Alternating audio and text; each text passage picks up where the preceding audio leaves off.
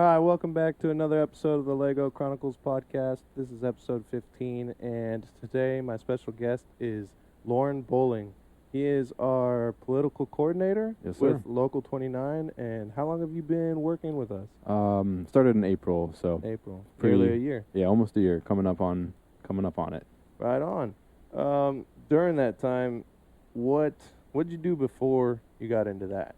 So before this, I was a contract lobbyist, and I actually represented the Ironworkers on a contract. Oh, okay. Yeah, so a little bit of experience. Definitely didn't do as much as I am now, because I think just given when you have someone in house and you can kind of have their time full time, instead of a couple hours a week for whatever Shane and Jason had for me Right. before. But yeah, so I represented a number of different labor unions and the signatory contractors as well. Awesome.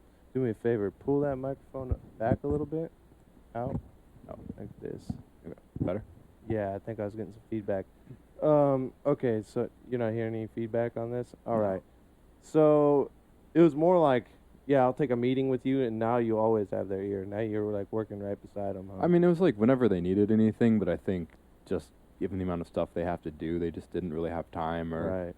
if you haven't really worked in politics before, it's kind of hard to know what you want to do or really have the time to think about it. What got you into that type of like the poli-sci? Are you a poli-sci major? I am, yeah. Okay, very cool. I mean, I think there's just not a lot of other jobs you can do. Yeah, I mean, I kind of just got into it on accident. I started at a lobby firm, actually doing like apprentice recruitment for NICA and IBW. Is that electrician? Yeah, it's the electricians. Yeah, union? electricians and their signatories. Okay. So NICA, National Electrical Contractors Association, and then International Brotherhood of Electricians, Local 48. Is this a passion you had as a child, or is this just something No. that you fell into? Kind of just fell into, like, I think just you know how it is now. There's not a whole lot of talk about the trades or the opportunities. Right. And I think looking back, honestly, I would have preferred to go into an apprenticeship and do something a little bit more hands-on. I think you guys just have a lot more like real useful skills compared to like getting a college degree, spending 4 years where you're not making money and you're Right. paying a lot of money. To be really blunt, I mean, I made like 32,000 out of college, and I mean that's not even a first-year apprentice's wage.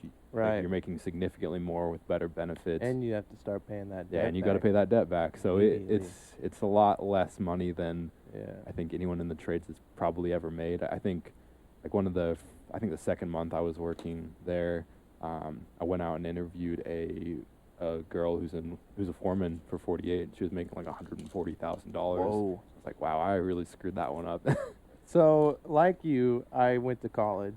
I did go to college to be in the trade I'm in now. I wanted to become a welder. Since I've been welding since I was 15, that's all I wanted to do. There was a past before where I thought I might want to do something else, but I was literally drawn to the light. And after that, that's all I did. And so in high school, I also went to college, doing night classes to make sure that I could get into the program.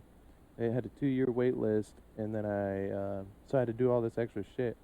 But it did help, and it advanced me to a level that I couldn't get through the union. Mhm. Specialized in welding at a level that they don't have time to do that with.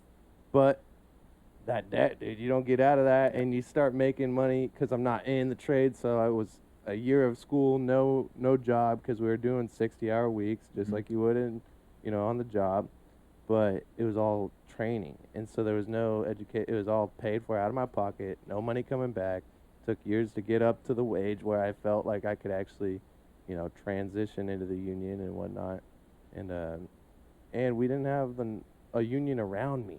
So where I lived is rural, so it wasn't really even an option. Yeah. Be like, oh, well, I'm just being arrogant. No, fuck that. I don't I don't want to go through an apprenticeship. So I just didn't have that option. But yeah, I try and push everybody I can to get into the trades. Well, I mean, compared to the West Coast, we have a lot of opportunities just because of the way our laws are structured, where Right. the unions are a lot stronger. I mean, I went to Texas for some ironworker stuff with our international, and I mean, their journeyman scale is $24 an hour to do rods and things Right. in Texas, where it's 120 degrees out and you're working, and that's not really sustainable. And I don't really think I'd want to do that kind of work in that condition.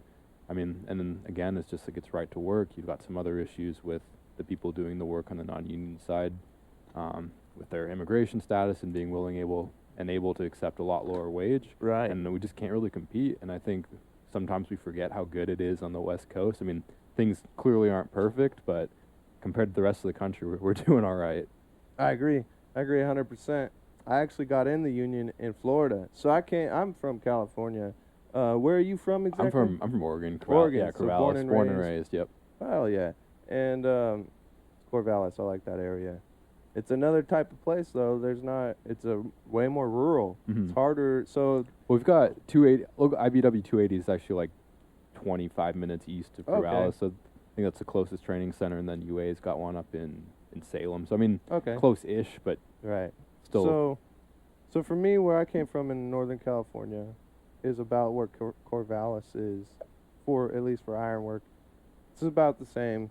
Corvallis might be about 30 minutes closer to Portland, but it was like that kind of thing. Like I would have to relocate to go get into the trade I wanted, and so it was just like that's not an avenue for me. And then, so growing up, where'd you go to school at? I went to school in Corvallis and then went to college at Pacific. So that's in Forest Grove. Oh, okay. Pretty, yeah, oh, pretty shit. small. So you made your way up here. Yeah, to yeah. school. I didn't want to spend another 4 years in Corvallis. Because they have OSU, yeah. They do, yeah. Just okay. Interesting. I like Forest Grove too. I lived there for a little bit. Yeah, it's really nice. It's really nice, and Peaceful. it's gotten a lot nicer since I was there. Okay. I think Right on. it's kind of like my senior year. It got like a bunch of like fancy breweries and some other like more bougie stuff. Then it was a little dumpy when it's got its charm though. There's nothing like going down with an empty growler and walking back down. Yep. Yeah, that's good Yeah. times. It's good times down there. I really like it. It's kind of out of the way to the city though. It is, Yeah. but I kind of like that because it's close enough if you want to go, but it's not like right there. Yeah, and you got the mountains. Yep. Close. Mhm. Yeah, I've spent a lot of time in Browns Camp. Okay. Yeah, ride my mountain bike. What do you do for hobbies outside of work? I know that work pretty much takes over your whole life, as far as at least what we've been talking about That's true. in the correspondence, always going up to Seattle or going out of state or whatnot. What do you do on your free time? I used to be pretty into mountain biking. Don't Oh, really shit. do it as much as I haven't done it for years, honestly. Play tennis. Played tennis Okay. competitively my entire life. Wow. That's a hard sport. It is, yeah. It's really hard on the knees. Knees and shoulder. Right. My shoulder's pretty messed And up. what do they call that? That tennis elbow? Yeah, tennis elbow. Shit. Had some pretty bad tendonitis, among other things. But yeah, no, mostly tennis. Play video games. Kind of the That's typical.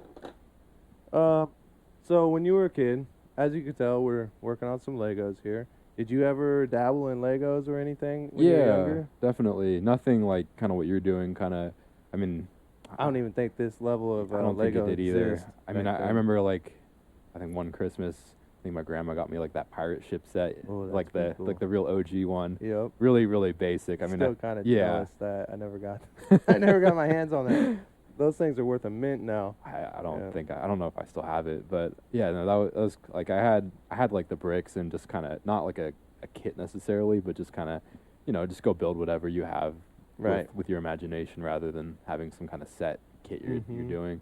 Yeah, that's kind of my experience. I think that that's the real beauty of Legos. Is just like so when the power went out, so California is now known for drought, Blackouts, yeah. drought all the time. Well, and blackouts, but drought mainly, right? Mhm. So no storms, always droughts.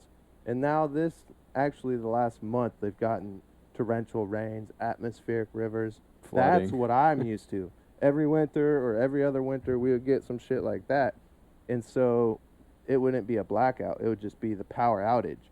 And it'd be 3-4 days. So I had tubs of Legos and no one could go to work, right? Power's out in the whole city. So my dad, my uncles would come over and we'd dump just Rubbermaids out onto the rug and just start building whatever. Yeah. Yep. And build stores. My dad worked at Walmart, so I'd build a little Walmart store. And when he was a kid, he always built trucks. And then like my uncle always, you could tell what they did as kids because every time we did it, my uncle built tanks and my dad built trucks, and like it's like, okay, that's what they did as children, and yeah, it was just a lot of creativity in that. I think that it's good. I think that's really good for stimulating creativity and like finding, like just having another avenue. Like today, I feel like children don't have that. Like everything, like you said, is a manual. There's instructions. Or video games.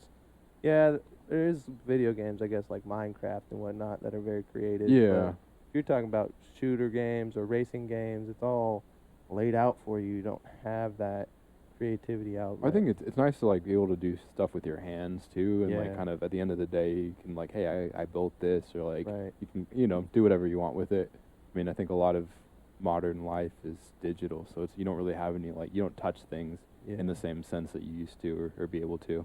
Yeah, 100%. What to that note, what do you think about the concept of delayed gratification?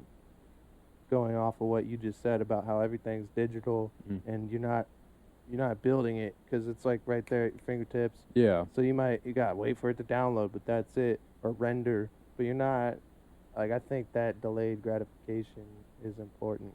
I think it's something you like really have to teach now. I mean, I kind of grew up in the generation where, I mean, I think both of us, I think you're, what, Yeah. I'm 28, I don't know I'll be 28 next Okay. month. I'm a little older than you, but kind of like we're in that generation where like some of our life was kind of pre-ish internet or AOL Yep. dial back in the day. Oh yeah, even that's delayed Yeah. gratification. Yeah, 'cause exactly. all right, no phones work for the next 3 hours while I wait for this page Yeah. to load. Or like I mean like I didn't have like a smartphone until I think I was like late high school. Yep.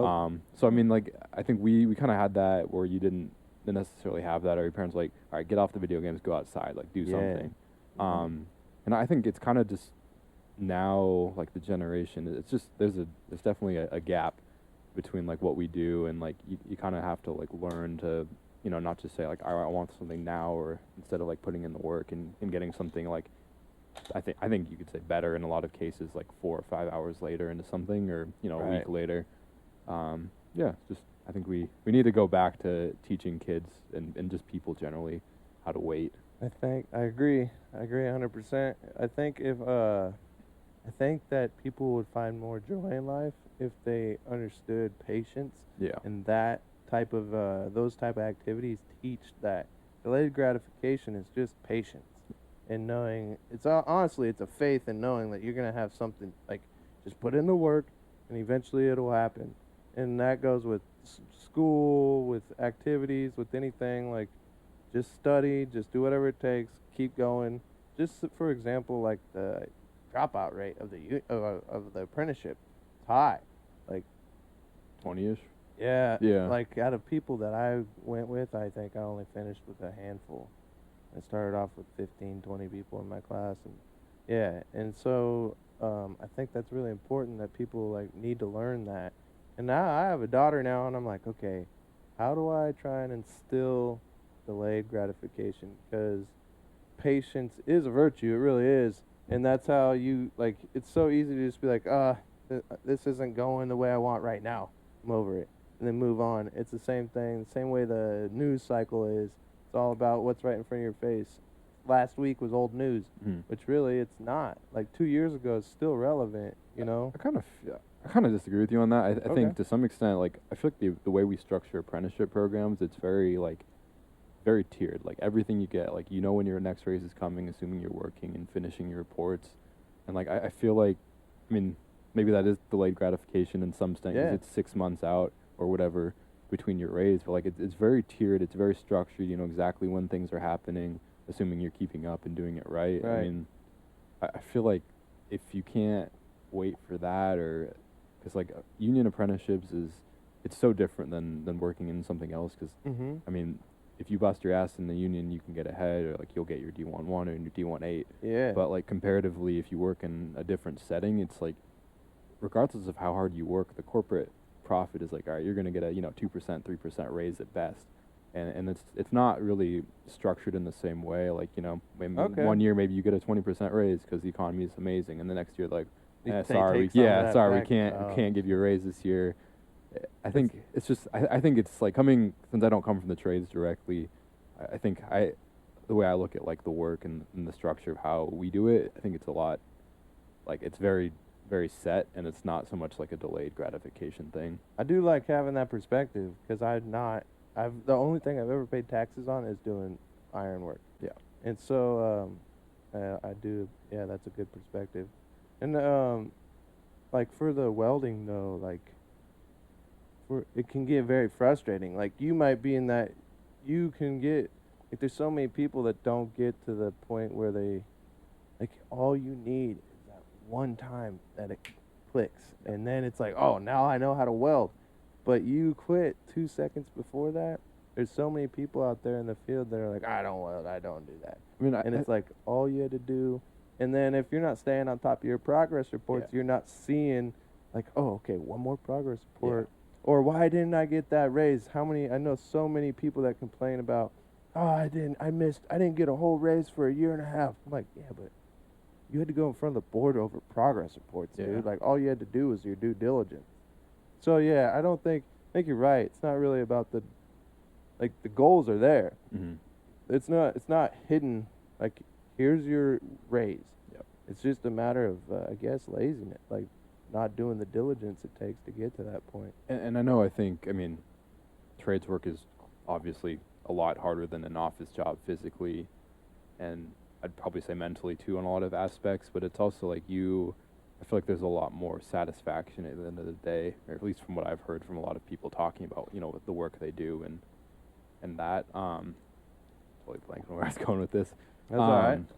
But I think too, just like to your point about like not being willing to put in the time, I think if you played sports or you understand that like, like I'm not going to get better doing something for an hour, or it's like, I in college when I was playing, like we practiced 3-4 hours a day, and like, sure, it's not like in the next week I don't see progress maybe, but in 2 or 3 months later, like, oh, I'm like way like, oh, like yeah, like here's my progress, and it's not like it's not instant. You can't snap your fingers and get good at something. It's just if you don't understand that, like, I think you nailed it. I think you're gonna struggle in life regardless of what you're doing. Yeah, no, yeah. I was, I think you nailed it. That's it, yeah.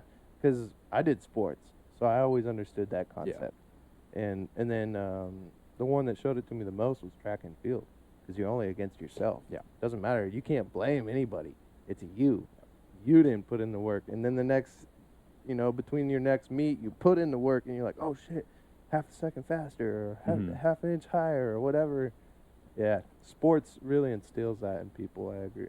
I think, yeah, especially for like one-on-one sports or sports where you're like it's very much on you. I think that like because it's so measurable at that point, and you have to be accountable. Yeah, and I think it also teaches you like no matter how good you are at something, there's always someone who's better than you. Like no matter even if you're a pro, like there's people who are better than you and they make you look bad at it, even though you're still the 1% of whatever you're doing. And you got to accept that and be willing to like, hey, like I can get better, and like you got to learn, and you got to like be willing to listen to people. Yeah, ego death. Kill the ego, because there's someone out there training harder than you, or just. I was reading this book, and I can't remember the name of the book. It's a shame I can't. But they were talking about how like there's always someone that's out there that's better than you, like you said, but it's not. They did a study. Oh shit! I have the book in the house, but I can't remember the name of it. But it'll come to me later. The concept was you can't like that's just gonna happen.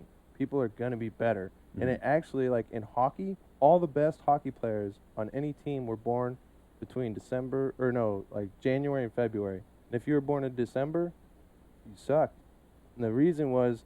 When the tryouts were, this was like, so these people, even though they're only a month apart, that guy's a year more advanced than you, because they got picked. They got to go to school earlier. They got the way the school structure, the way that the sports league is set up.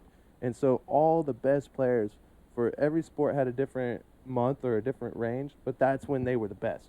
And so you can be the same age, but I'm way bigger than you. You and me at 10 years old, you hit puberty earlier because you're 3 months older, and now you're so much better, and that can be discouraging.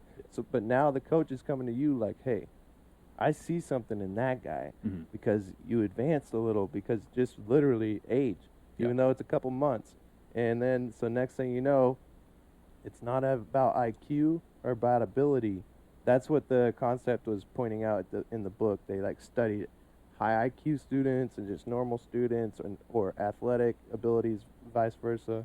And then they pointed out that it was the opportunities given because of how those timelines lined up. And then they saw it in him earlier because he was just a little older and you were still just a little stunted because of hormones or whatever it was. And now that guy that had the high IQ became nothing because he didn't have someone see that ability in him, and it didn't push him because they saw it in you, so you were getting invited to an extra practice. And now you're getting more hours. And if you did that for 4 years just through high school, you got an extra 5,000 hours of training. Yeah. And now you're you're literally 2 years advanced or whatever that thing that you're pushing could be. Yeah, I mean, I have a spring birthday, so like for tennis for sectionals, like the big, the Northwest tournament is in August. So Okay. I only got one per birthday because it's in 2-year age group. So I Increments? always I was always the youngest, and like it's pretty clear too. Like when I went from 14s to 16s, like I mean, there's guys with full on beards, and I'm like shrimpy little. So this is totally accurate, right? Okay. Yeah. So, interesting. yeah, have your kids in those kind of first 2 months of the year, December. And it's kind of sick if you think about that. Like, you don't want to groom people to do things, but you really, if that's your sport or that's whatever, you honestly have to do that. You have to. I want to have a baby in this time. So we need to. Yeah. It's kind of weird and it's a little bit sick, but that's how it works. And so your success is based on your birth. Like it's not even about where you're at or where you're born or what race or what age or whoever you are, ethnicity. It all comes down to timing of when you were born. I think age is a big part of it because, like you said, like if you're 3 or 4 inches taller in basketball, it's a big advantage or anything or you just really. have a little bit more muscle. Yeah. You're like, dude, that guy's got 10 pounds on me. I can't out-rebound him. He's boxing me out. Like, yeah, I mean, or you see a freshman in high school compared to some like the NBA picks out of like, and they're like there's no way that kid's 18. He's like 6'7" and like 300 pounds of just muscle. Yeah, he's 2 days under 19 years old, and this kid just turned 18 yesterday. Zion. Like he's like 6'8" and like 400 pounds out of like high school. It's ridiculous. Yeah. And you imagine like wrestling? Yeah. When you're like, dude, how are we in the same bracket? Yeah. Like, what? Yeah. So that's interesting. I thought that was really cool concept of you don't think about that stuff. And then I don't know. Fuck. A lot of weird things in life. Back to like, I wanted to know. You said you went to Georgia recently. What was that like? And what was that? I don't know what you can or can't share, but what was that for? So that was for the international, actually. So, relatively speaking, I think everyone's pretty aware that as a union, the Ironworkers are pretty small comparatively to IBEW. Yeah. Like they've got just millions of dollars and a lot more people than we do. So in Oregon as well, we actually have the ability to have international pay for dispatch staff. Jesse Carter and Courtney Newberg were actually dispatched for this last campaign cycle. So they, instead of... Hold on. I missed that. So I missed that concept. It went over my head. So dispatch staff. So staff for... So staff strictly for political. Oh, really? Yeah. So dispatching to a political job, essentially. Yeah, so like international has some funds that any local can call on to say like, hey, we have some really serious races here. Okay. Like if we lose this, like we can be really screwed for the next, couple of years. So they'll fund it. They'll fund them. Okay. Oh, awesome. I did not know that. That's really cool. If anyone is interested, like please come talk to me. There's a lot of opportunities to do cool things. So Courtney and Jesse, they went and did political work for about a month, just dispatched out, international pays them. And yeah, that's kind of it's just a different opportunity. I think there's a lot of opportunities in the union, specifically if you're willing to ask questions and participate. And we always need more people. Just selfless pitch here. Yeah, it can't be. I mean, hey, that's what it's for. Yeah, get the info out there. We need. But yeah. So like, if you are interested in politics, there's stuff you can do. I don't think anybody knows that. Yeah, probably not. Ironworkers are head down, ass up, just fucking working. Yeah. Yeah, so Jesse and Courtney did really great work, and the International was like, hey, there's another really big race in Georgia for the Senate, and we need to maintain a Democratic majority there, so we're not looking at repealing things like prevailing wage or Davis-Bacon at the federal level. And the International Well, now, call. what is Davis-Bacon? Davis-Bacon is the federal prevailing wage legislation, Okay. so how we establish that. Doesn't really matter in Oregon's and Washington, since we have better laws and better looking legislatures on that end. But Oregon has something called Little Davis-Bacon, so we actually have stronger standards than what's federally. Oh, wow, okay. Now, that's really cool. When you got into actually working for the Ironworkers, what was that like? Because I know, just as a hand, I know I heard a lot of pushback. There's not a lot of people that didn't understand your position, thought we were throwing money away. How are we just going to give this guy a book number and he's not trained, he's not done anything? Like, what's that been like, having to transition with that and having to deal with all that's been thrown at you? Even though you're doing good work, but no one seems to acknowledge it, or, I mean, except for the people that you work with, Yeah, obviously. But I as think far as I think the that's body, natural. That's fine. I have some. Was it a little intimidating coming in? I have You're thick ready. skin. Yeah, if that's you cool. work in politics and can't take some insults, you're not gonna last That's very part long. of the game. I think. Yeah. All right.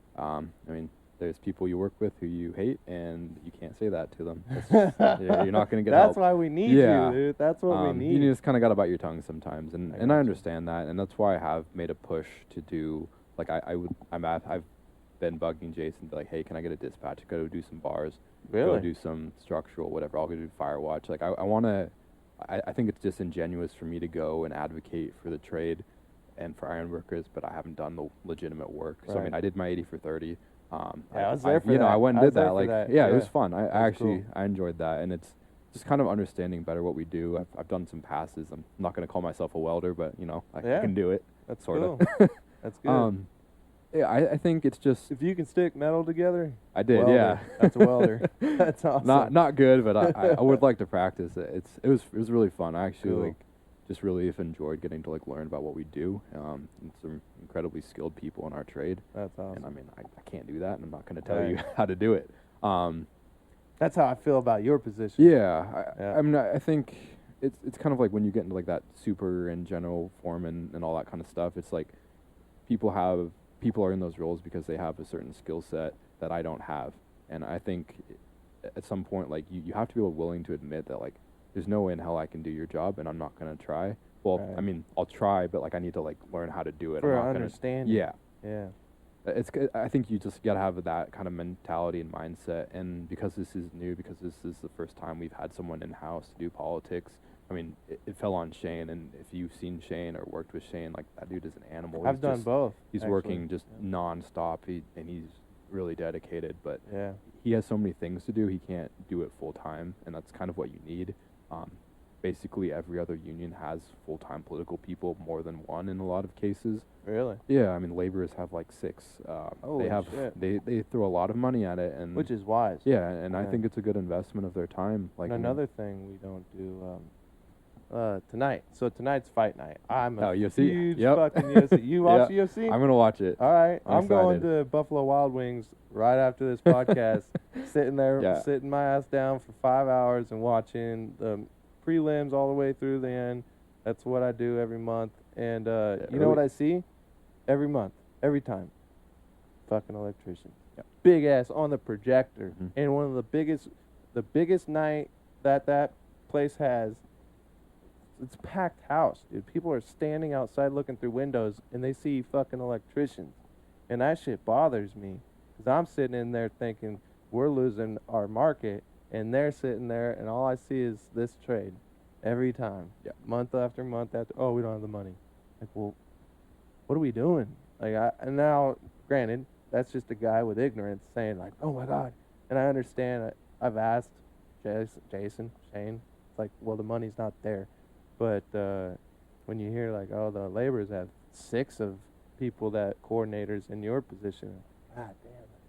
That's why it's so hard for us to get this stuff. Well, I think I feel like we're so far behind with just now getting you in this position, it's like, man, that should have happened 10 years ago. Yeah, I mean, know? just so you're aware too, like the director from international is every local needs to have someone in house to do this.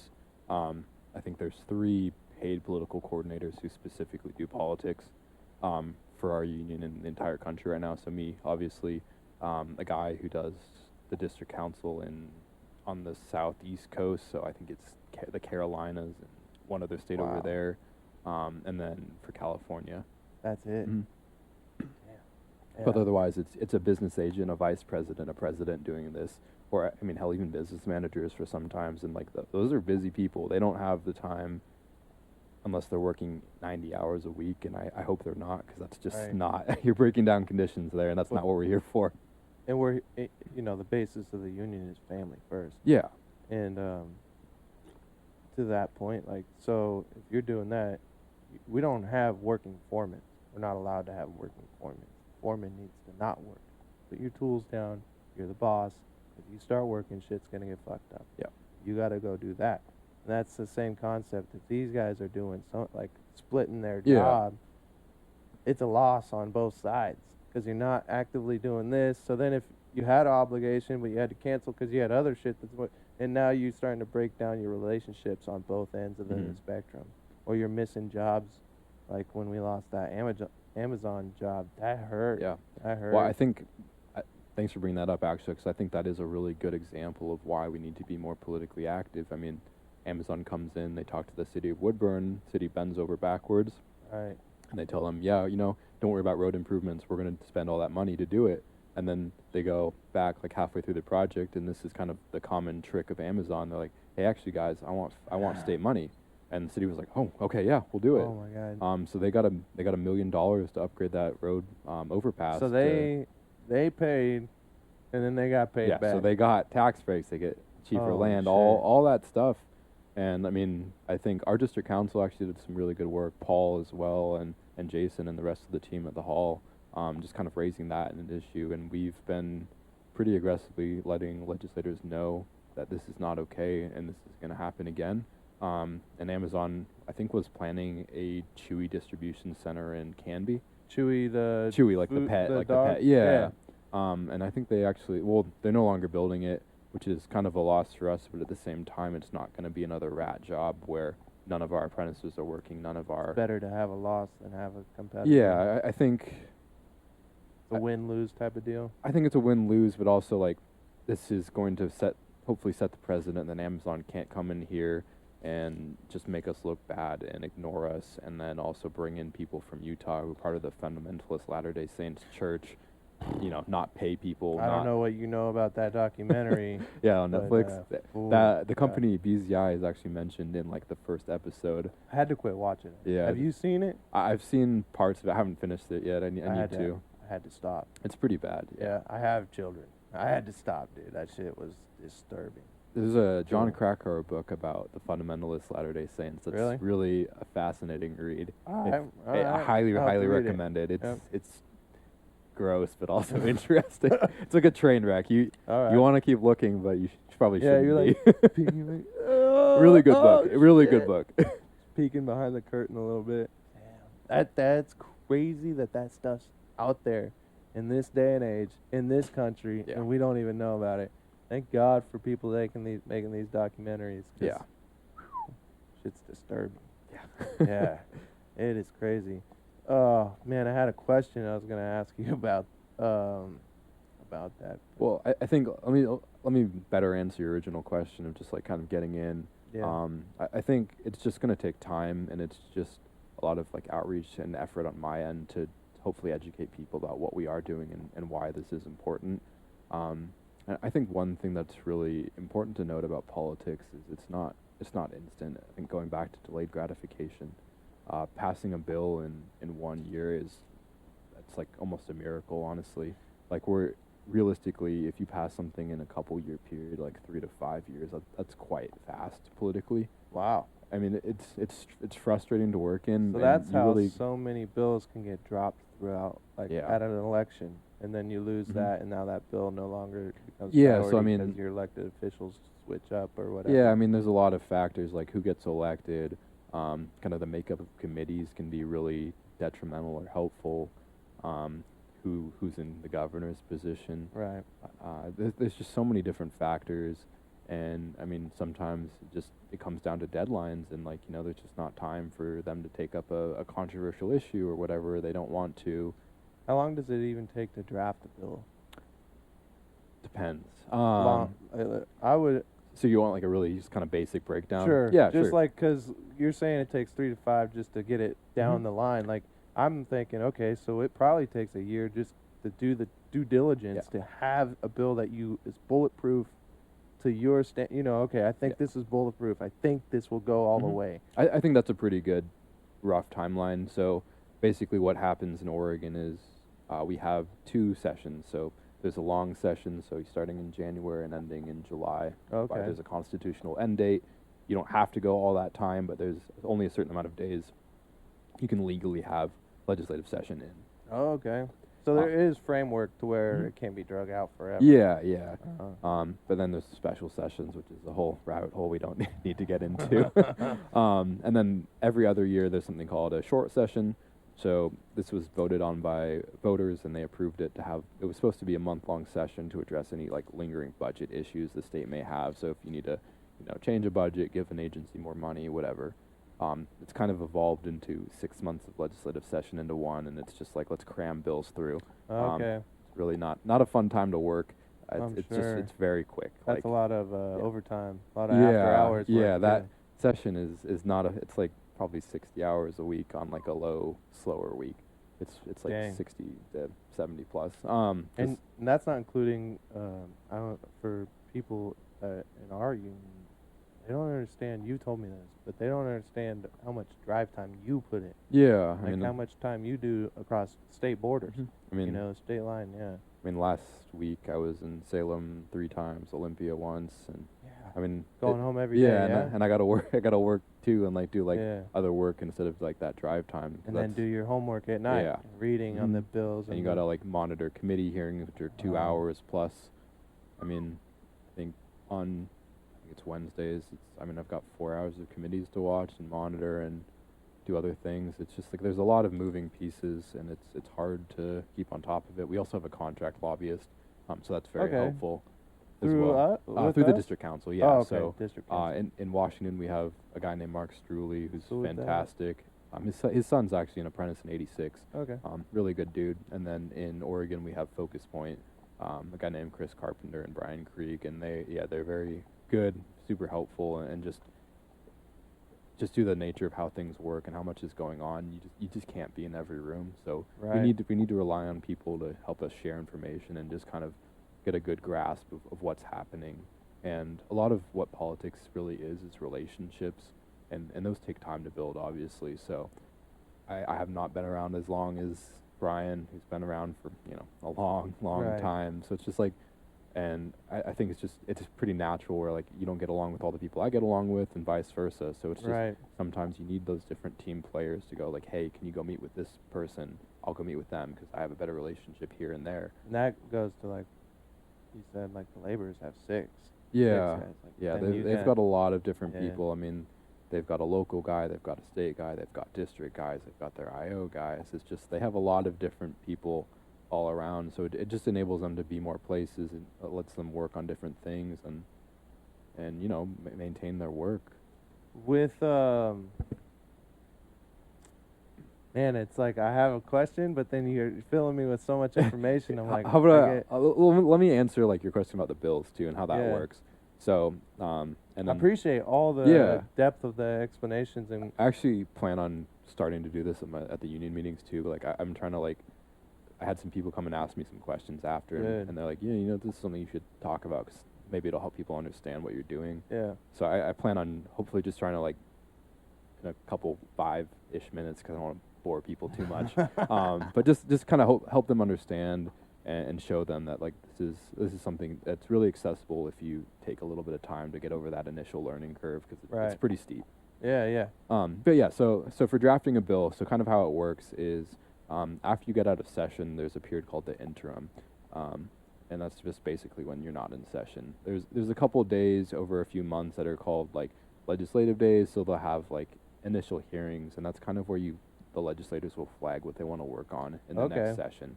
So it's like September, I think. So it's setting the setting calendar the stage. kinda, okay. Yeah. So like really These like are our key points. Okay. So I mean, it'll sometimes be informational hearings. So I mean, let's just say a legislator wants to hear about what ODOT's doing on apprentices. They can have ODOT come and talk about that.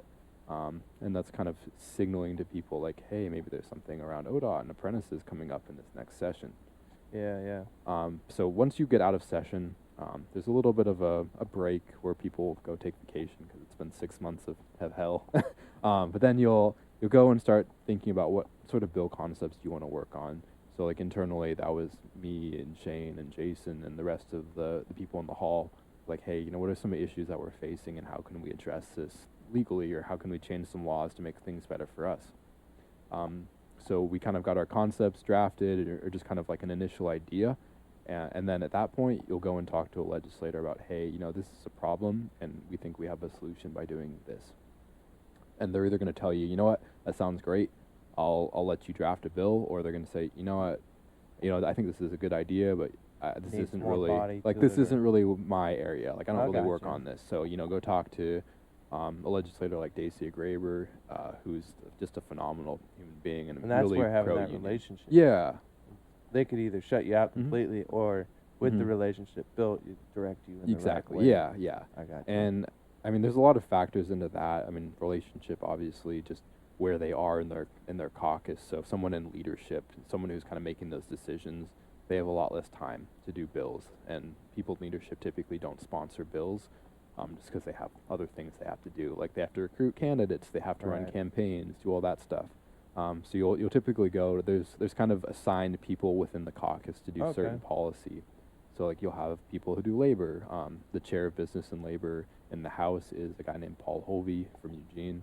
He comes out of the Carpenters Union, but he is just a union guy through and through, and really delivers a lot of quality bills and legislation over his almost 19-year career. He's been in there a while. That's awesome. But good guy. That's awesome. Understands what we're going through. Came out of the field, so he also has like that's that really kind of cool hands-on too, to come transition. That's got to be a hard transition from our line of work, our language barrier alone, and not having to bite your tongue. We don't know how to do that. I've learned that. So assuming a legislator says, hey, we can draft this bill, I want to work on it with you, you get something called a note from mother. I don't actually know why. I should probably find out why that's called that. But that allows you to go to something called the Legislative Council. So that's our in-house lawyers in Oregon, and they draft all the legislation for the session. You can have lawyers draft it out of the legislature and say, like, this is kind of what we think it is. I found that gets more difficult because, you get 10 lawyers in a room, you're going to get 12 different opinions on something. Yeah, and they, I don't know, at least from what lawyers like to win. Lawyers like to be the one. Yeah. Right? Am I wrong? I don't think so. I think you got to be pretty competitive to want to be a lawyer. So once you get your note from mother, you go to the Legislative Council or LC, and they'll draft something for you. So assuming you like it, you'll start shopping that bill around. If you don't like it, then you'll go back to edits with them and say, like, hey, on page whatever and these lines, I think we need to change this because we're missing something, or we're not exactly capturing what we want. So from there, once you kind of have your edited and amended bill, or if you're good to go on the first draft, which like basically never happens, you'll start to build a coalition. So with that legislator as the key sponsor, the chief sponsor, the prime sponsor in Washington, you'll go and start talking to other legislators who you have a relationship or who are engaged in the issues that you care about. So, I mean, for labor people, there's pretty clear people who support labor, who care about this sort of issue. So you build your coalition, do that sort of thing, kind of start having some initial meetings leading up to the session. I think this is a really important part of what it is. And when you're talking about legislation and getting ready to pass a bill, like you mentioned, like you need to be talking to people. They need to have an idea of what's happening before the session starts. If you're only talking to someone as session is beginning, like it's almost too late. Yeah. I mean, that's not to say it's not impossible, but like doing your homework before session just makes your life a lot easier. And then you called that what, the intermission? Where you get the interim. Interim. So that's where you build that, like, okay, this guy, I do want to get a hold of this guy. And you build that information. And you're like, okay, so when I see him in session, now I know what I need to say. Well, I think the other thing to note that's really important about the interim is this is the time where people are doing fundraising for their campaign. So we have a PAC. Every iron worker who signed a card pays into that PAC. It's 4 cents an hour for every hour you work. And then we will go give money to people that we support, give money to campaigns for like new candidates that are pro-labor. So this is like, if you follow our social media, you'll see people have come by the hall, they've come by our training center, and we talk to them about what our issues are. That was my next question. We get them into a welding booth. We're trying to like really show them what ironworking is and why we should care and how we're training the next generation, because apprenticeship is our number one selling point for anyone. It's hard to say, I don't support people getting into good wage careers. I don't support building a tax base. And the apprenticeship shows safety, experience, and making sure that they're ready for the next step. So, my next question, now with all that information, I was able to remember. I've seen you in there. I just journeyed out. I went through fourth year. I watched you do your 80 for 30. I've seen you guys bringing these political advocates or political members in. What has been the response? And has it been a two-part question, I guess? So what has been the response, and what has been is there a level of astonishment? Like, did they even know? You know what I mean? So is there a level of, whoa, I didn't even know this is what, like, did they even know what ironwork was or what we did? Or, so yeah, carry on. No, 100% no. I think a lot of people, when you think ironworker, that kind of historic photo of some guys on a beam out in New York. That's what everyone thinks of. So, I mean, we have to educate them, and that's why we're bringing them to our hall. That's why we're saying, like, hey, look, we know... That photo's over 100 years old. Yeah, so, like, we do ironwork, obviously, so, like, the structural, the ornamental, the reinforcement, etc., miscellaneous, but also we try and let them know that we offer a lot more than that. Like, we have full family health care, we have a pension, we have an annuity, we have a credit union, we help people build their credit. It's much more than just training and working, and that's really what the education behind the credit, education. like having the people come in, not just educate us in the trade, but educate us financially. Exactly. I think there's a huge, I think that in the education system in general, across the nation, there's a huge missed opportunity, whether it be intentional or not. I don't think children, high schoolers, young adults are getting required, like, financial education. Yeah. Like, it's not a prerequisite for anything. Not to graduate high school, it's not a prereq. You got general education classes, but when I did my GE classes, finances wasn't in there. Yep. There was no statistics or no, I wouldn't even know what to call it, but there's no financial classes that were required to even get my associates or whatever. And I don't know why that is. I don't know, you could go put a tin hat on and make some conspiracies, but I think it just got overlooked. Yeah, to me, and I think it's such a key part of being an adult, really, because like, if you want to buy a house, you got to have a credit score, unless you suddenly have, $400,000 in cash sitting around, because I sure as hell don't. And to that point, it also is like, we're not educating you on what debt is or credit, and then we're going to strap you down. Yeah. We're going to intentionally not, whether it's intentional or not, this is what it seems to be perceived as. We're going to intentionally not educate you in this before you get there, or when you do get there, and then we're going to sign you up for all of this shit so you can pay us to not teach you about that. Yeah, and it can be, it's life-changing in not a good way in most cases. So do you think, let's get away from, I appreciate all the information on your position. I want to ask you some more philosophical, big picture questions. Do you think that position of, like, okay, so that's how whether it's intentional or not, that's how it's treated, that's how that system works. Do you think that that would be a great place to start? You could just start in high school with one class as a senior. Before you graduate, you have to do this one class to teach you about how to balance your checkbook, how to balance a budget, how to do these things, how to make sure your debt to income ratio is accurate, when to take on debt, when to get rid of debt. Do you think that would do a huge, like, how much do you think that would impact the quality of life for Americans across the board? I think it would be massive. It would, right? From what I was told, like I think for our parents' generation, that was kind of a part of it. You know, you had Yeah. to take economics, you had to take home ec, Yes. kind of like learn those basic life skills of like how do you cook for yourself, how do you Yeah. like not because not everyone gets that at home, and Yeah. And now you're blowing money, $100, hundreds a week on eating out because Yeah. you don't know how to make a quality meal yeah. or a healthy meal, Yeah. and now you're gaining weight, Yeah. and you don't. Yeah. I mean, I just think it's so like because your credit score means so much as an adult. Like if you want to get affects your auto insurance. yeah, You could have a perfect record, and because you have no credit or bad credit, you can't get a good rate on college. And then it takes so long to build your credit too. Like, I mean, 5 years is too short basically to have. Yeah. You're not going to be able to really get into those top categories. Yep. If you But they're still willing to give you that loan. But they're still willing to give you that and you don't 10% loan. understand Yeah. What? Oh, 10. That sounds low. That's a lot. On $100 grand or on a Yeah. home or on a Mhm. $50,000 vehicle or whatever, and Yep. then you're kind of up a creek. yeah. Yep. Yeah, I mean, I think it would just be so impactful to people's lives, and you really like. I feel like we focus so much on, like kind of math and literacy, which is important, and I'm never going to deny that. But I think also like being able to manage your finances as an adult and kind of understand too. I mean, I think whenever we're on tours, we always say like, hey, our credit union comes and gives our apprentices like financial literacy classes, because hey, like for a lot of people, you're making a pretty big check compared to what you probably have ever made before in your life, and you're like, oh sweet, I got money, I'm gonna go buy a big F-350 or whatever. It's like, okay, you're making some money now, but like let's also think about construction. It's not always consistent. Yeah.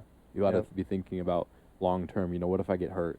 What if something like that happens? What if there's an emergency? Like you can't be so far stretched out where you're not making enough to like make your basic payments, and then you're kind of like, well shit, now I got to figure out how to pay for this, and I can't work or whatever else. So yeah, I mean, I really hope we get back to that. I've heard that sob story too from time to time again from an apprentice, whether they're, I don't know, family matter or whatever happens, they get in that position and they're like, man, I'm like, dude, but you worked an overtime job for this, how long, or you were on an overtime job, but you didn't take advantage because you didn't know about slow times, or whatever that may be.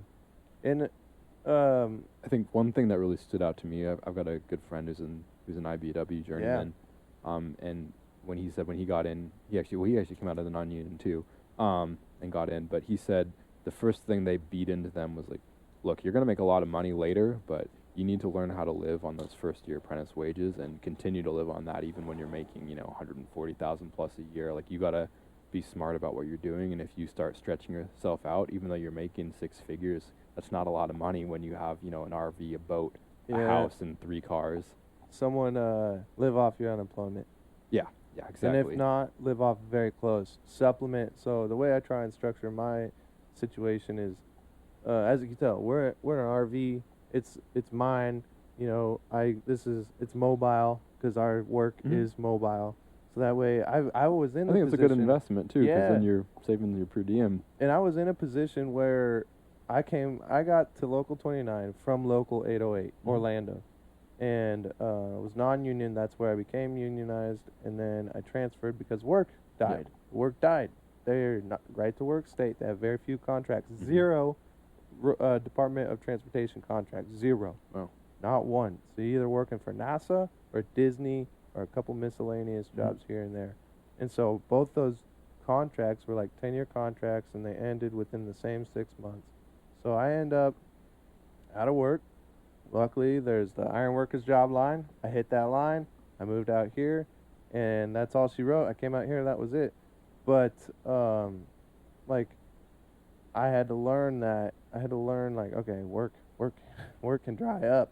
And I was at the point where it was like, okay, if I don't make a move now, I'm not going to make it out there. And I had a fucking lease.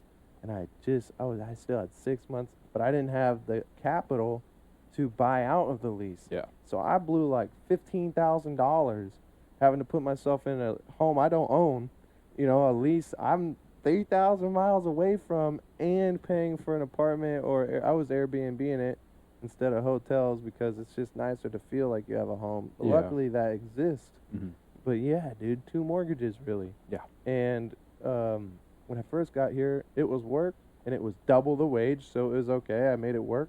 But when you're working in the city limits, you're not getting sub. Yeah. So I was making that work for 2 mortgages and trying to live. And so I swore I would never do that again. And that's why, hence, being in the RV, not being strapped.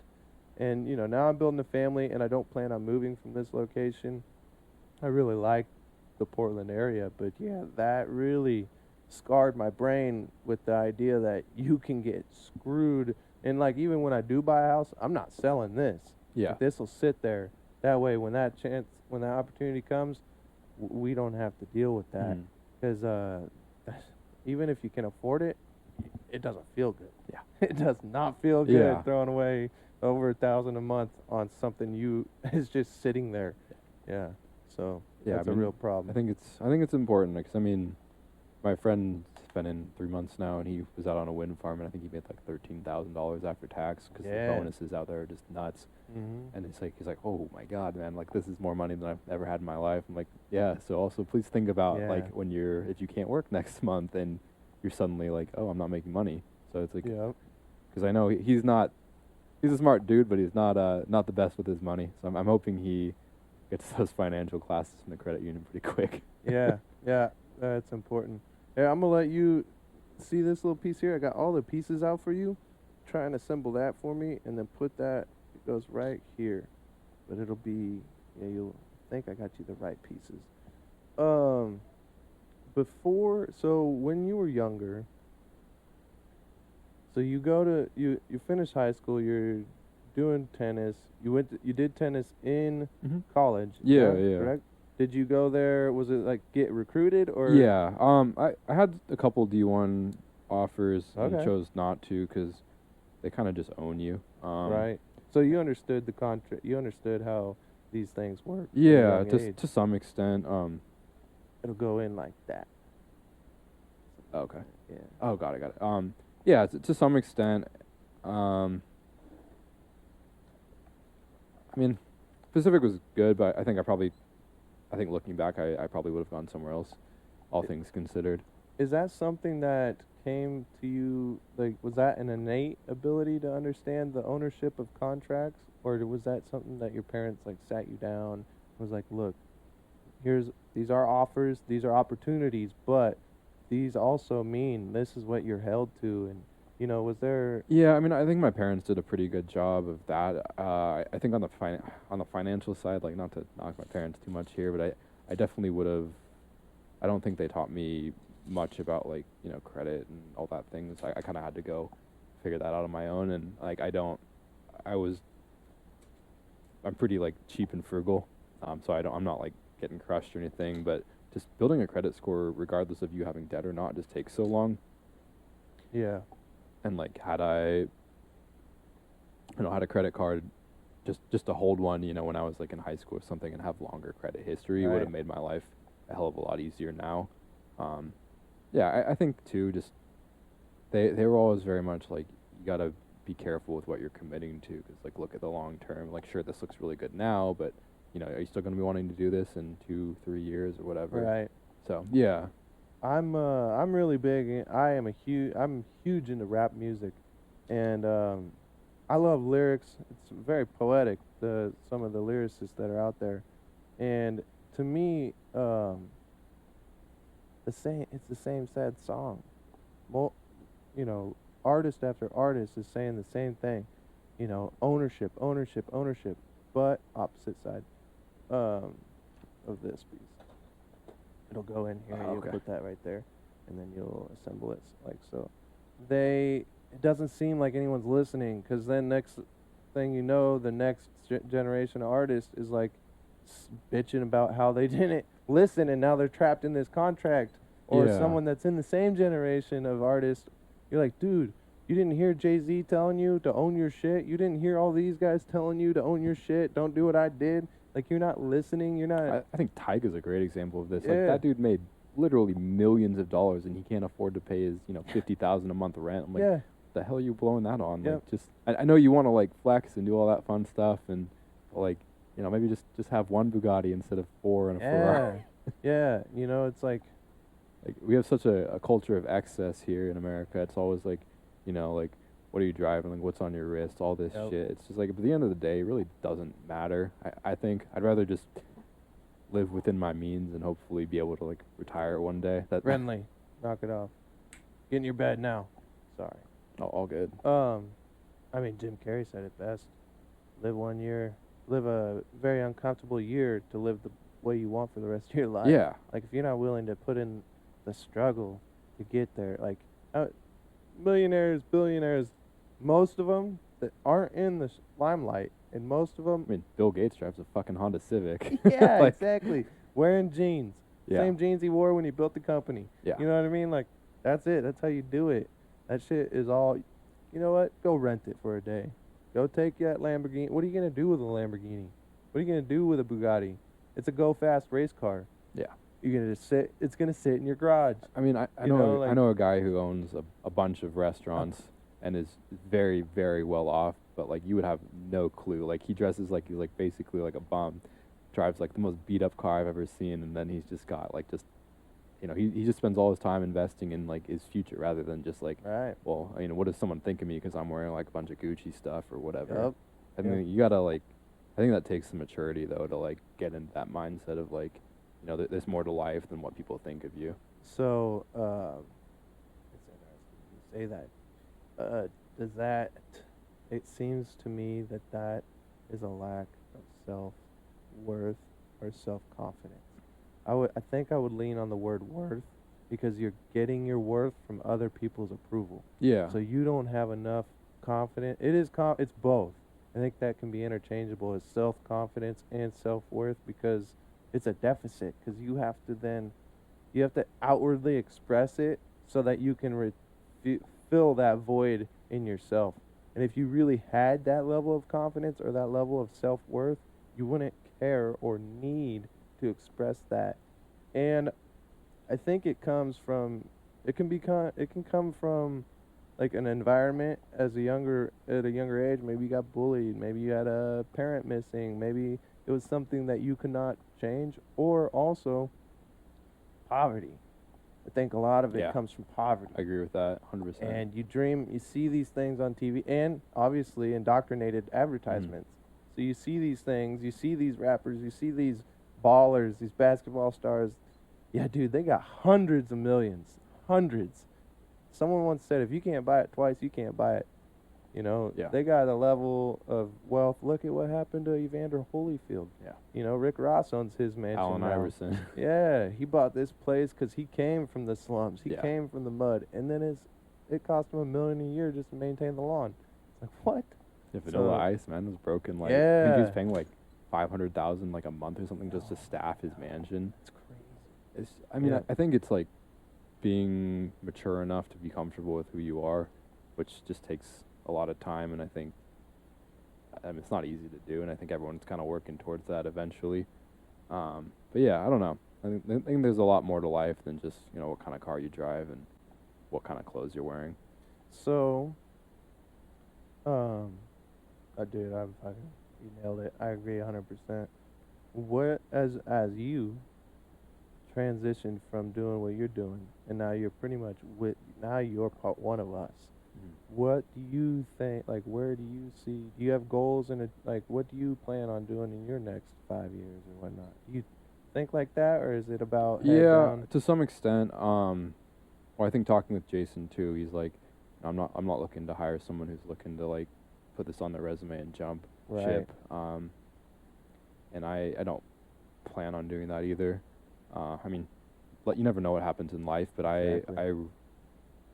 my time at the Ironworkers so far has been fantastic. I think there's a lot of really good people. Not everyone's going to agree with you on everything, and that's fine. But I think just the people I've gotten to meet and talk to and learn from, and just like kind of all the different walks of life that Ironworkers come from, has been really fascinating. I mean, people like, Paul, I think just like he has such a different perspective on life than I do. Shane does. The apprentices I've met have been just really cool people. I think there's so much opportunity here, and just so much different things you can hopefully do to make this union stronger and better, and that's kind of what I want to work on. I think my personal like passion and things that I really enjoy coming to work for is apprenticeship, because I think Yeah. it's just the opportunity to change your life, to like, you know, make something out of yourself from effectively nothing. You're coming into this with, I mean, some skill for some people, and I mean literally nothing for others, and you come out and you're making, you know, at least 80,000 a year, and a lot more in Yeah. a lot of cases. Yep. And it's just like that's so much opportunity that college doesn't necessarily have. I mean, I know a guy with a master's degree and he's working at Starbucks. It's just, So sad. yeah, You'll never pay that debt. You'll Yeah. die, and your kids are gonna inherit your debt. yeah. I mean, or there's people Yeah. who are so much more educated than I will probably ever be, but they also have $400,000 of debt, and I'm like, Yeah. I don't really want to be there just to have, you know, a PhD or whatever next to Right. my name. It's just I think just like being a part of a union is also a pretty cool experience. Like, I've never had an opportunity to be a union member, and I think kind of that brotherhood and sisterhood. There's a lot of people who I think, like with Iron Allies and people being willing to volunteer their time to go help a retiree, it's really cool. And also just being able to like listen to kind of the old timer stories about the things they've done. Like Ron McDowell is pretty, I really like him. He's got some really interesting stories, and just the things that people have done and built. It's cool. And Who's Mark Logan? I don't know how to say his last name. Old man comes in there to the hall a lot. His name's oh yeah, Mark. yeah. That guy's got some of the funnest stories, Yeah, dude. That guy I knows haven't how to really tell talked. I haven't really had a chance to Uh, talk to him yet, but just like I Ask mean, him about a lighthouse. okay. Ask him about the lighthouse story. Oh man, I- he's got stories, man. Yeah, I mean, Mike Aldridge is just a really stellar human being. Yes, he is. That guy's a good too. Yep. He's a good person. And he goes above and beyond. Oh yeah, Yep. yeah, he delivers. Yep. He does. You got to think about the jurisdiction that he covers. The amount of time Mike spends driving is just Yeah. absurd. Yeah. It Yeah, is. he works really hard. 45 hours a week. Yeah. They're There's making no- so much money. They're just getting like, There's no dude. way Mike's working He's putting 40 45. hours in fucking driving. Yeah, Yeah. easily. Yeah. He'll I- be at a job site. I've worked a lot out east. Mhm. He'll be there before you get there. Yeah. He's there at 5 a.m. Yeah, waiting on he's you. always there. I think. I mean, from what I've heard from people who've been working out on the solar and the wind farms, like that guy's always out there checking on people, like seeing what they need. He's very good about I guess that. like the one thing that kind of does bug me, and I mean I don't really know, that it's not really my place to talk about too, but I think it's just like you get a lot of shit for working in the hall, but I think at the end of the day, like, people don't have an understanding of what happens at the hall, or what the job really is, and I wish people would, you know, take a second to just, I don't know, maybe go along with Shane on a day and just see what he does. 'Cause, yeah, I mean, like a ride along. yeah, exactly. I mean, like the president and the vice president, they're the ones negotiating our PLAs, ensuring that we have work. And, Yeah. and you guys are complaining about, like, oh, you know, they're getting overpaid for something. It's like, I can't believe, and you know, I'm not. I won't bring it up. We'll save that for after. but Don't even- I But think it's there's just, some things that I'm like, that's disrespectful. yeah, I mean, like, Um, you're entitled to your opinion, and Yeah. you guys are doing hard physical labor, Yeah. and I'm not trying to take anything away from that, but I think just at least be willing to learn about what Yeah. they do on the back end that you don't see, before you start complaining about it. And like, Because I mean, they're on workers too. They're all JIWs. Oh, yeah. They've done They it. They've came done from their the time, field. and they're taking Yeah. a pay cut to work more. Yep. So and it's not just that. Let's say you're getting the same money. You're eating shit. You're eating shit, like you said, from the members. Like, you are eating shit. They don't think you're worth your weight in gold, and they need to understand they are. Like, those companies don't have to work with us. No. They don't work for us. They work with us. Yeah. And that's because of the work that you guys and they do in the hall. And I don't think, that's why I was like, I don't want to get into it too much about what is said in meetings or in the lunchroom break rooms, but I don't think that they respect the members at the hall enough. And that's, you know, I think that I've owned a business, a small business. I've been on both sides of the coin, and I've seen people disrespect, like, take advantage of a nice boss, or, you know, not understanding that opposite side of how things work or where that money comes from. Like, one great thing that my welding program did, we bought everything. We had to buy all of our own consumables, all of our own grinding discs. And that was what you had for the year. And if you ran out, if you didn't have it all by day one, you got penalized. By the end of the week, you still didn't have it, you were kicked out. That was it. Then, if you ran out or one of your tools broke, you didn't replace it, that's it. You gotta have it. And so you learn to use that grinding wheel all the way to the bottom. You learn not to just be haphazard about things and to utilize the equipment that you have. And you go on a job site and you look at all the shit laying on the ground and just how they throw the chain fall in the mud and then complain that it doesn't fucking work. Well, they don't give me a new one. I'm like, dude, you're just disrespecting the company. You demand more money. Well, Like, I think at the end of the day, it's a partnership, and I hope Yes. people look at it that way. Yeah. I mean, if our contractors aren't winning work, we're not working. Yep. And that's kind of the bottom line. That's really all I'm going to say about it. Yeah. No, and there's a lot. With that being said, that's not everybody. That's just Yeah. No, I some don't think it is people, either. And there's a lot of great people out there, and that's why we have the work we have, and that's why people are able to listen to you because they see the good things going on, and that's why we keep getting these good raises because we are doing good work. Yeah, I mean, As long as that one bad apple doesn't sour the whole tree, we're doing good. Yeah, I think another thing to note about politics and directly to work and paychecks is if we're not at the table to work on these future projects, I think offshore wind is a really good example. That's gonna be. It's going to be a hell of a lot of money for us, and we're also going to be doing that work because of we've been engaging. I mean, we did all the wind farms on the East Coast more or less because of our work that our international and our district councils over there have done. Like if we're not actively aggressively courting the developers, ensuring there's labor standards on those, like you're damn sure that the laborers and the other people and the carpenters who want to do our work they're doing it, and we need to be there. Yeah. Speaking of apprenticeship, I know you're really big into the apprenticeship, and we don't fund it enough, I don't think. And I don't think what was very disturbing to me, I learned this a few years back, was that the carpenters train D1A welders.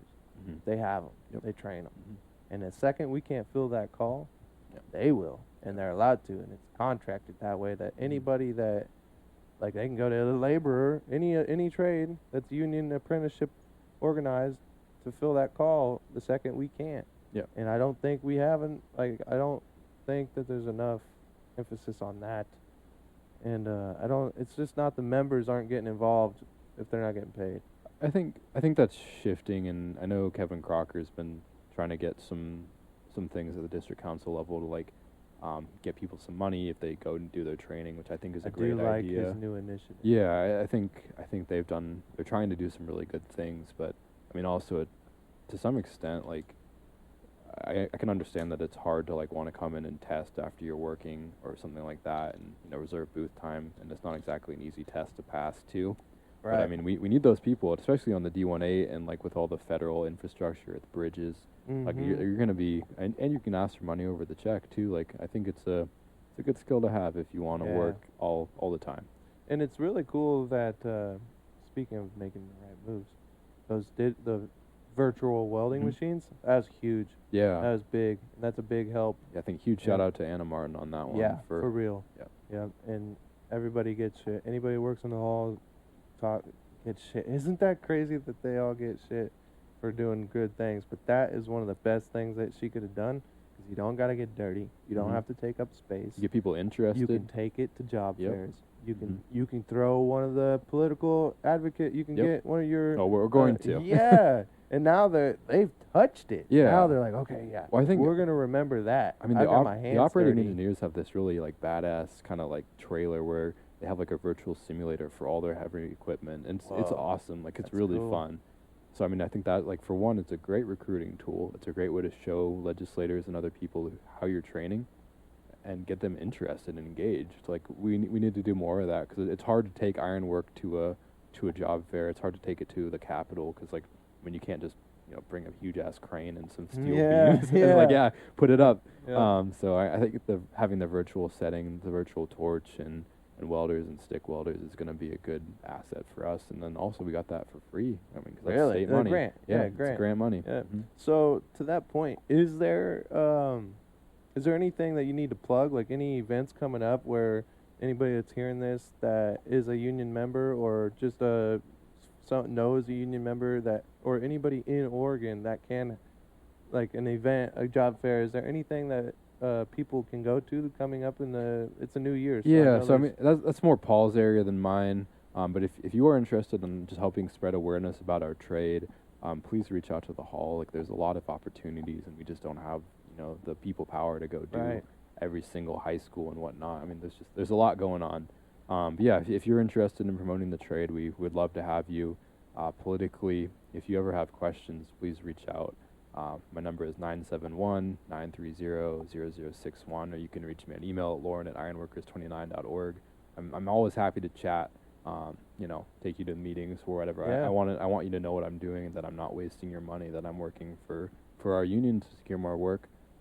But you got to ask, and I try my best to talk to everyone, but I'm just not going to be able to get there realistically. Right. Yep. I appreciate you coming on, and I think and you and Paul do a podcast, right? Yeah. So what is that? What is that podcast? What is it about?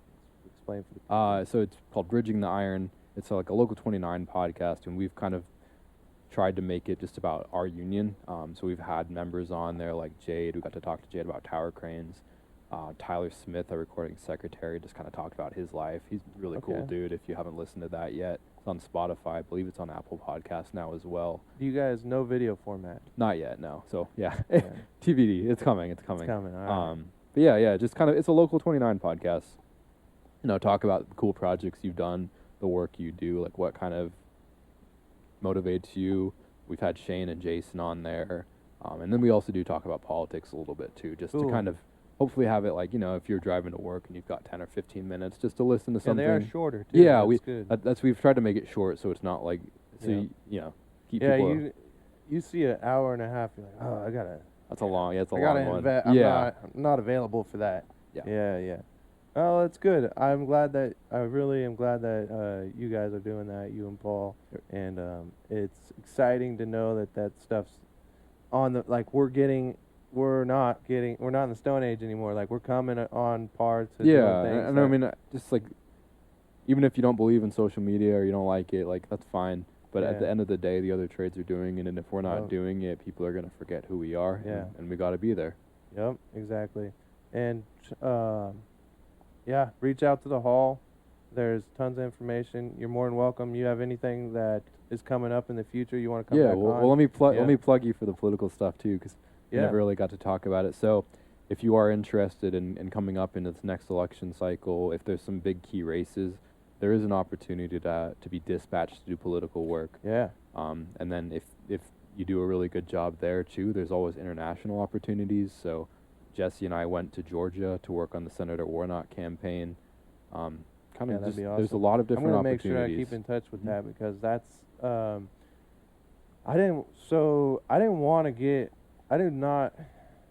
this is totally with all sincerity and all humbleness, like I was overqualified as a welder. Like I could have just bought my book and worked and never lost a job. Got overscale. I have qualifications that you can't get in our trade. So I came in with a level of arrogance that I didn't need the training. And to a certain extent, I was right, but I did learn a ton, and I would never take it back. But the main reason, and I had a lot of advocates trying to get me to do it the right way and take the long road, and that delayed gratification at the end, I was grateful. And but with all that being said, it was because I wanted to get out there and make a change. I wanted to be a part of something, and if you have that mark, you shouldn't judge people. You shouldn't look at them like you have a bad mark on your record. You shouldn't. Everybody comes in from all walks of life. You have a book. You're not an iron worker. It's okay. You're working for us, with us, doing what's best for us.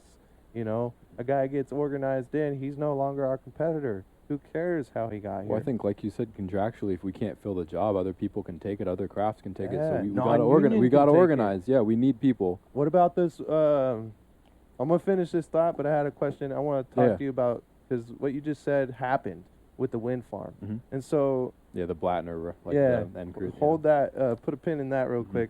So, with what I was saying, it's important. And the reason I got in and did it the right way was so the members that are jaded like that and the old timers that are old school, I wanted to get to a point where I can do these things that you're mentioning. I didn't even know they exist. They're not promoted at the meetings.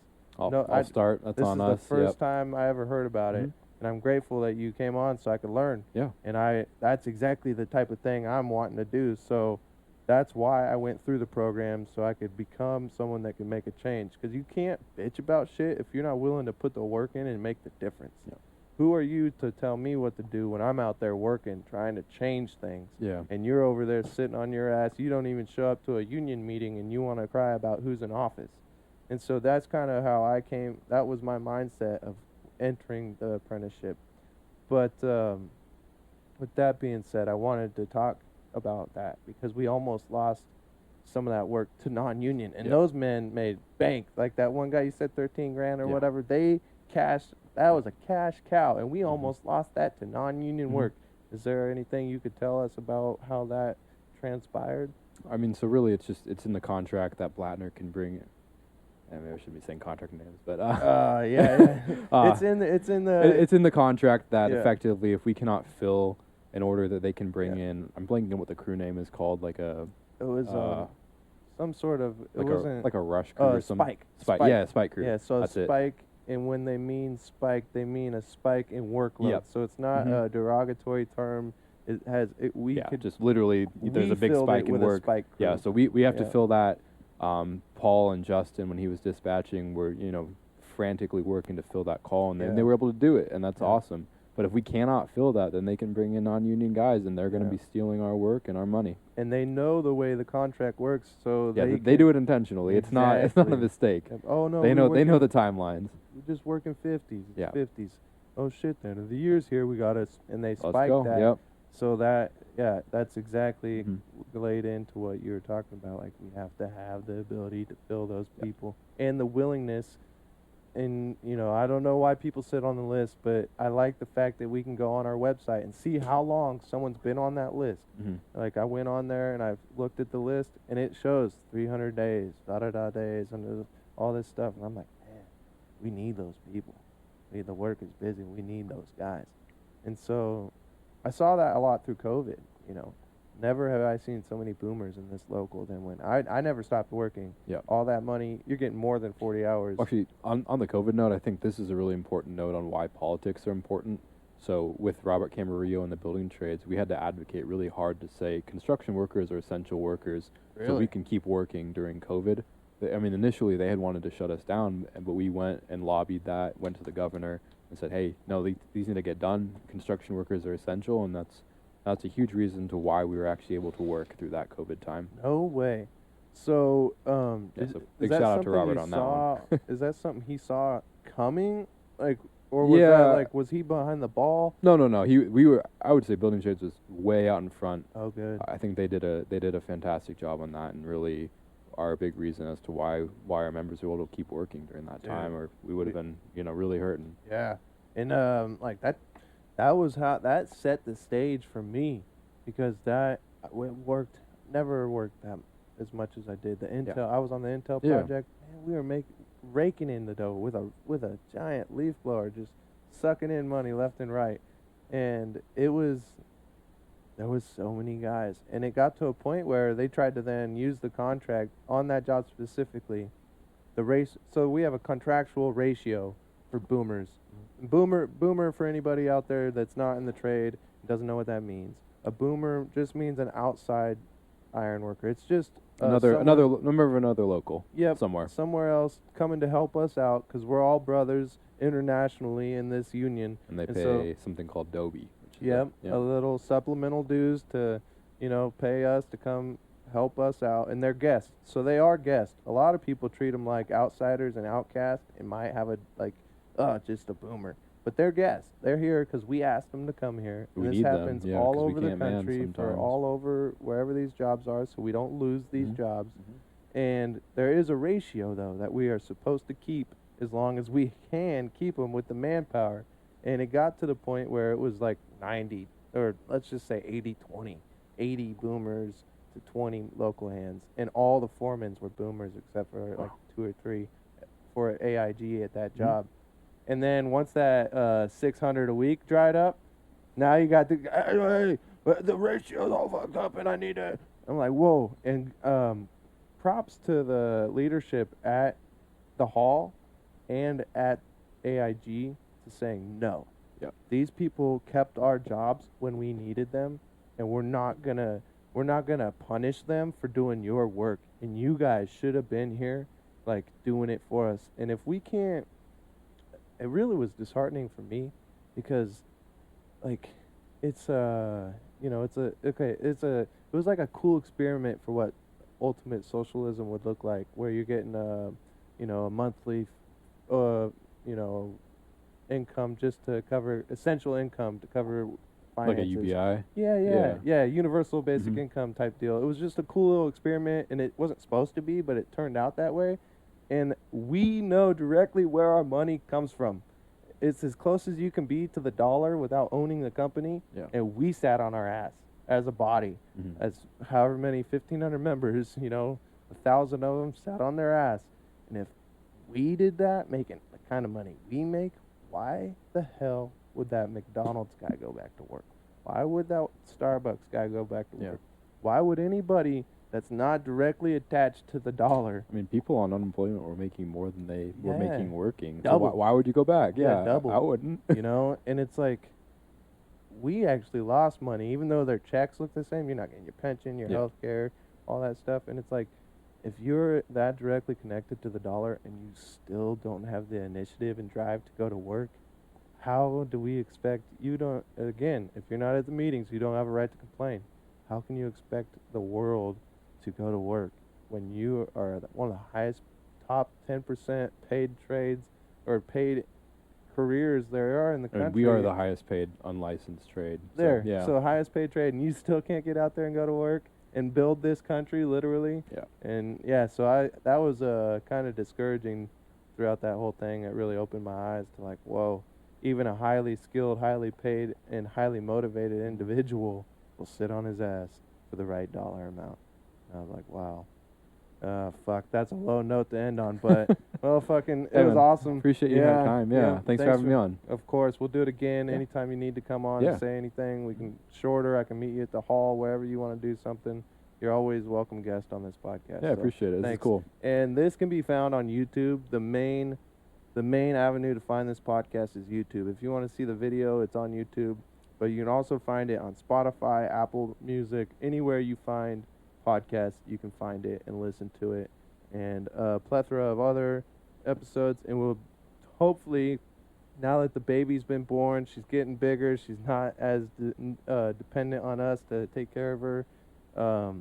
I'll be getting back in the groove of trying to do this weekly. So take care, everybody. Peace out.